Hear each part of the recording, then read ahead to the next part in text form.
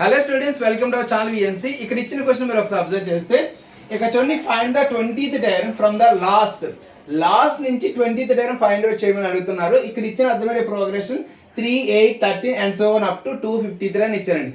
ఎప్పుడైనా సరే ఇలాంటి క్వశ్చన్స్ ఇచ్చినప్పుడు మనం ఏం చేయాలంటే అర్థమెటిక్ ప్రోగ్రెషన్ ఇచ్చిన ప్రోగ్రెషన్ మనం రివర్స్ లో రాసుకోవాలండి. సో ఫస్ట్ ఆఫ్ ఆల్ చూడండి, ఇక్కడ ఇచ్చిన ప్రోగ్రెషన్ నేను రివర్స్ లో రాసుకుంటున్నాను.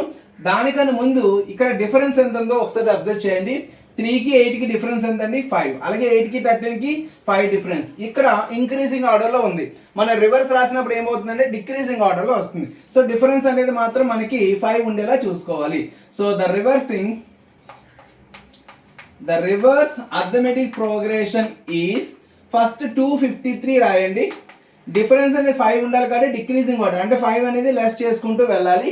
253 మైనస్ 5 అంటే 248, అలాగే 243 అండ్ సో 13, 8, 3 ఇలాగా ఇచ్చిన ప్రోగ్రెషన్ మనం రివర్స్ లా రాసుకున్నాం.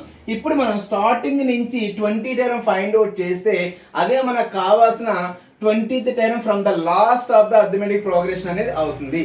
సో ఇక్కడ మనం ఏ వాల్యూ ఏమవుతుందండి? ఫస్ట్ వాల్యూ 253, అలాగే కామన్ డిఫరెన్స్ అంటే మీకు చెప్పాను, second term minus first term అంటే 248 minus 253 nothing but minus 5.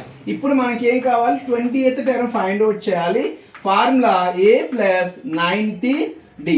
a అంటే 253 ప్లస్ 19, d అంటే మైనస్ 5. సో 253 మైనస్ 19 ఇంటూ 5 ఏమవుతుందంటే మనకి 95. So 253 minus 95 nothing but 158. So answer 158.